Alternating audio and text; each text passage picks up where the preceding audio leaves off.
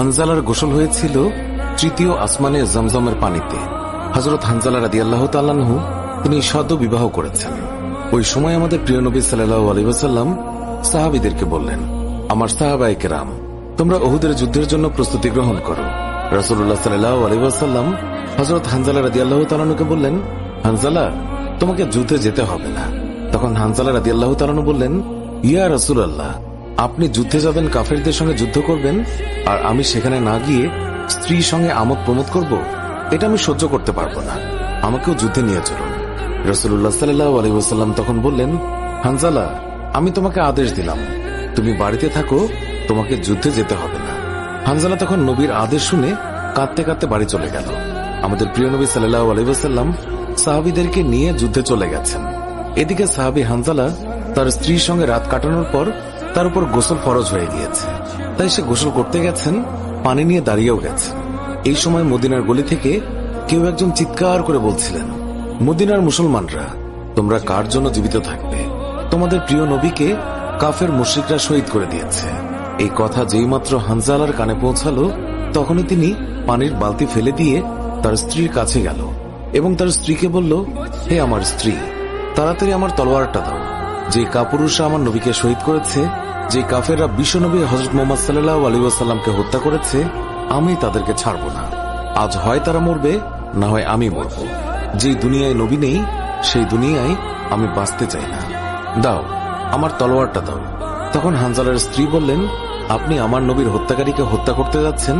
যান, আমি বাধা দেব না, আমার বাধা দেওয়ার অধিকার নেই।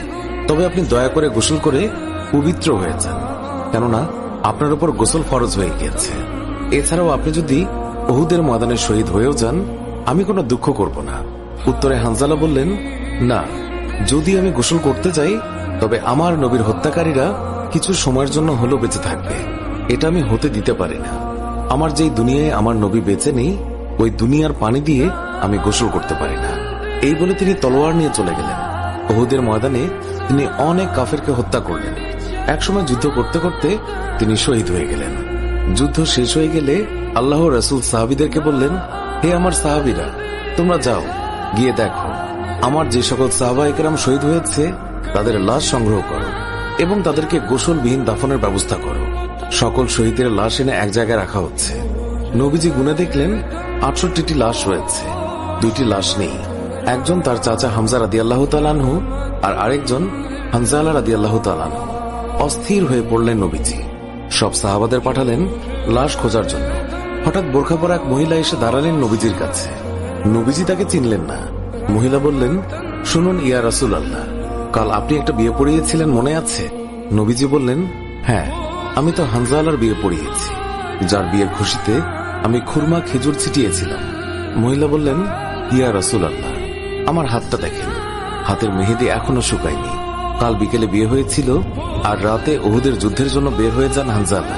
ওনার উপর গোসল ফরজ হয়েছিল, কিন্তু উনি গোসল করে বের হতে পারেননি।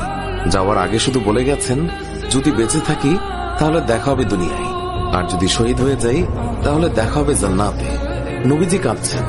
মহিলা বললেন, ইয়া রাসূলুল্লাহ, শহীদের তো আপনি গোসল দেন না, আমার স্বামীকে আপনি একটু গোসল করিয়ে দেবেন। নবীজি সম্মতি প্রকাশ করার পর একজন সাহাবী দৌড়ে এসে বলল, ইয়া রাসূলুল্লাহ, হানজালাকে পাওয়া গেছে। সবাই গেলেন, গিয়ে দেখলেন সাদা কাফনের ভিতরে লাশের মাথায় পানি। নবীজি হানজালার মাথায় হাত দিলেন। জিবরাইল আলাইহিস সালাম আসলেন নবীর কাছে, এসে বললেন, ইয়া রাসূলুল্লাহ, হানজালার কোরবানিতে আল্লাহ পাক এতটাই খুশি হয়েছে যে আমার বাহিনীকে আদেশ করলেন তাকে নিয়ে আসতে। ইয়া রাসূলুল্লাহ, আমরা ফেরেশতারা তাকে তৃতীয় আসমানে নিয়ে জমজমের পানি দিয়ে গোসল করিয়েছি এবং তার শরীর থেকে যে সুগন্ধ পাচ্ছেন, এটা আল্লাহ পাকের বিশেষ খুশবু, মেশক আম্বর আতরের ঘ্রাণ। আমরাই ওনাকে কাফনের কাপড়ে আচ্ছাদিত করেছি। আল্লাহ তার প্রিয় মানুষকে কি পরিমাণ ভালোবাসেন, কি পরিমাণ সম্মানিত করেন, তা আমাদের পক্ষে কল্পনা করাও সম্ভব নয়। শহীদগণকে গোসলবিহীন দাফন করা হয় কারণ কিয়ামতের ওই কঠিন দিন যখন মহান আল্লাহ রাব্বুল আলামিন বিচারের জন্য বসে যাবেন, তখন এই সাহাবায়ে কেরাম আল্লাহর সামনে দাঁড়িয়ে যাবে। মহান আল্লাহ রাব্বুল আলামিন তাদেরকে জিজ্ঞাসা করবেন, বান্দারা, তোমাদের এই অবস্থা কেন? তারা তখন বলবে, রাব্বুল আলামিন, আপনি তো জানেন আমরা আপনার ওই সকল বান্দা যারা আপনার বিরুদ্ধে যে সকল কাফের মুশরিক কথা বলে তাদেরকে হত্যা করতে গিয়ে শহীদ হয়ে গিয়েছিলাম।